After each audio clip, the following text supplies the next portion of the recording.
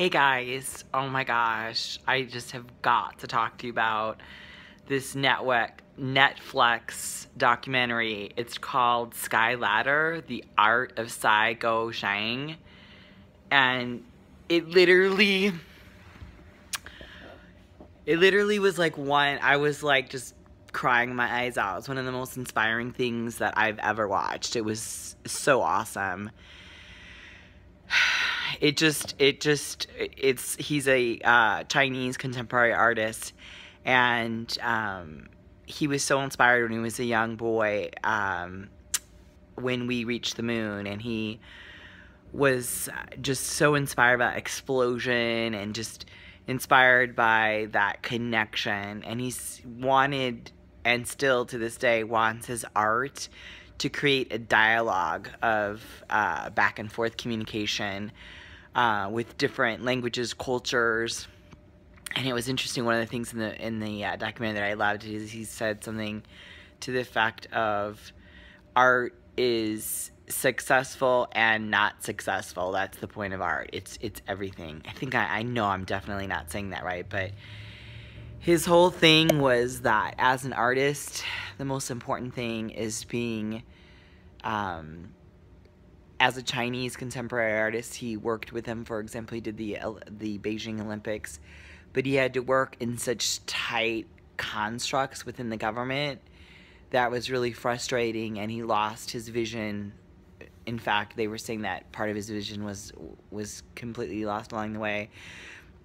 But his whole thing is that art, isn't that what artists are supposed to do, is to be able to go and work even within your culture to create something beautiful.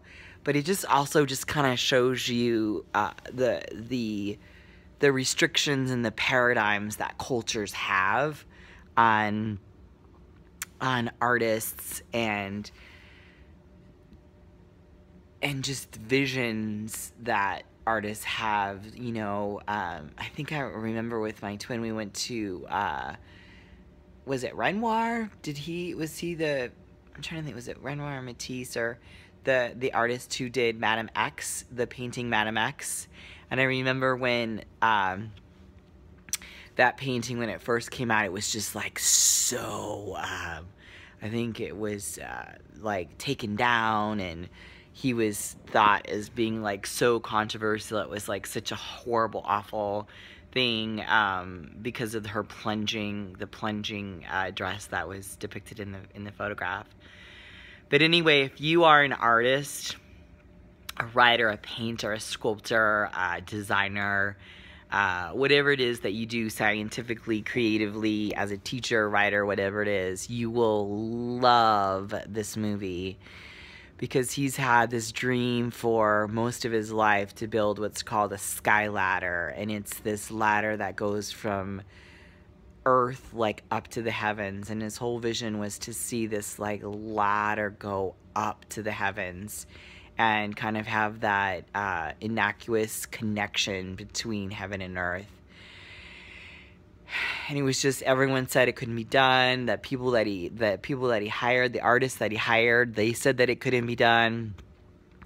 But he never gave up on his dream. The people that worked for him, they told him it couldn't be done. They told him he was wasting his money. He was putting so much money into this project, and time after again. Finally, the fourth time that he did it, he didn't do it for a huge audience. He did it just for his grandmother, who was turning 100. And you see the tireless and toil of the work that they do to get this sky ladder together. And I won't tell you how it ends, because I don't want to give it away, but what it shows you is the insight into an artist, into an artist's soul, into their belief, and just even if things don't work out, as long as the artist is always in pursuit of that dream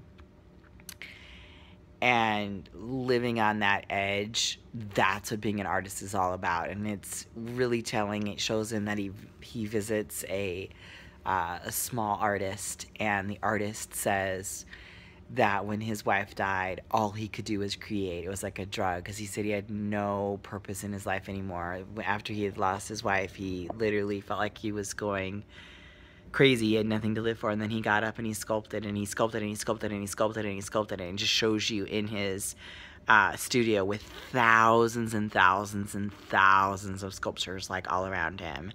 I mean, just all these sculptures. It's just unbelievable, the amount of sculptures. And then his assistant is with him, and then the assistant says, let me show you his room. And then you go into this very tiny, it's like the size of a broom closet. No joke, tiny, tiny. There's a little bed on the floor, and then there's a little tiny video screen, and he says that's what he watches for his videos. And he sleeps on the floor, and he eats rice and noodles, but you can kind of see it really moved him, really moved Sai, because he said this is an artist's room. No, he said this is a true artist's room. This is how true artists live.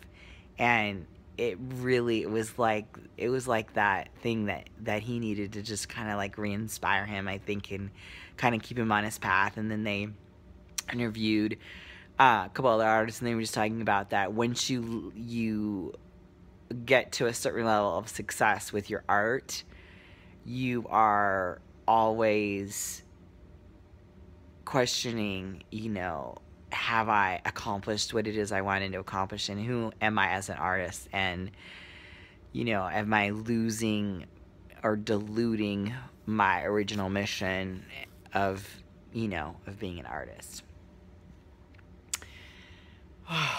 It's just it's so inspiring. But to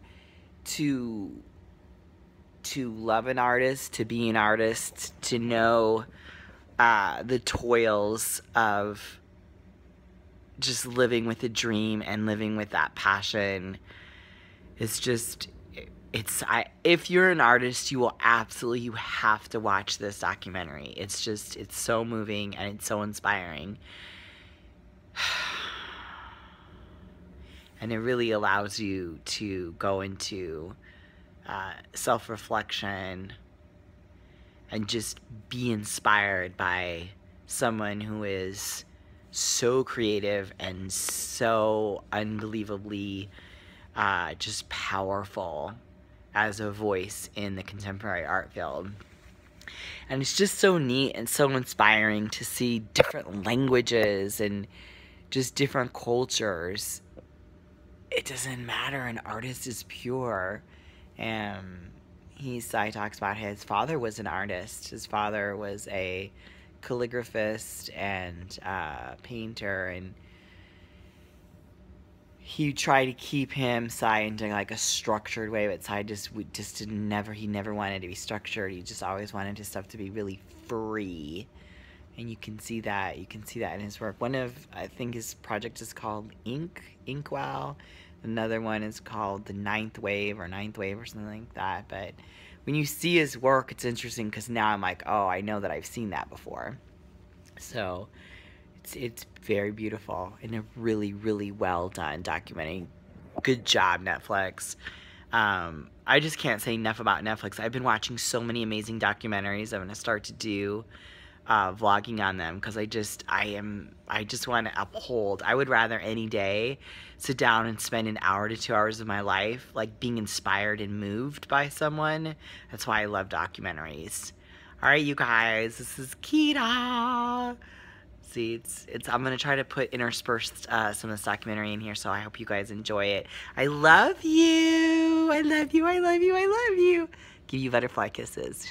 Love those butterfly kisses. Okay, you guys, remember, stay in your light, stand in your truth, and above all else, what? Yes, you guessed it. You be a warrior. Be the warrior that you were meant to be. Okay? Focus on that and become that. All right, I love you guys. Have an amazing day, okay? Mwah.